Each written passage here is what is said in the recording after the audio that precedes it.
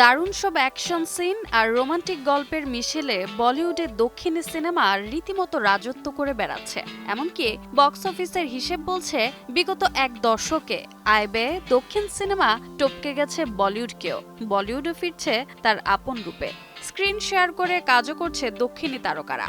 ঠিক এই সময়েই দক্ষিণের জনপ্রিয় অভিনেতা বিজয় দেবরাকোন্ডা দিলেন এক বিশেষ বার্তা। সম্প্রতি এক সাক্ষাৎকারে বিজয় বলেন, দুই সুপারস্টার শাহরুখ খান এবং আল্লু অর্জুন একসাথে পর্দায় এলে তা ভারতীয় সিনেমার জন্য হবে অনন্য এক মাইলফলক। বিজয়ের মতে দেশকে এক করতে হলে সিনেমাও এক হতে হবে এবং ভারতীয় সিনেমার এখন দরকার একটা ধামাকা। উত্তর আর দক্ষিণের ইন্ডাস্ট্রির যৌথ উদ্যোগই দিতে পারে নতুন দিগন্তের সন্ধান।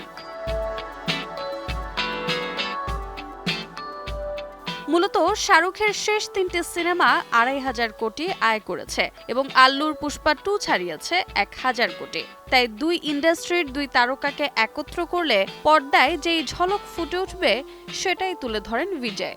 এ ধরনের কোলাবোরেশন শুধু বক্স অফিসে নয়, ভারতীয় সিনেমার ভবিষ্যতের জন্য গুরুত্ব বলে মনে করেন তিনি।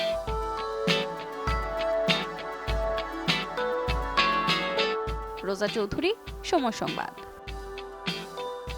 শুধু দরজা বড় করলেই হবে? ফ্রিজ পেতে ক্যাপটা তো খুলতে হবে।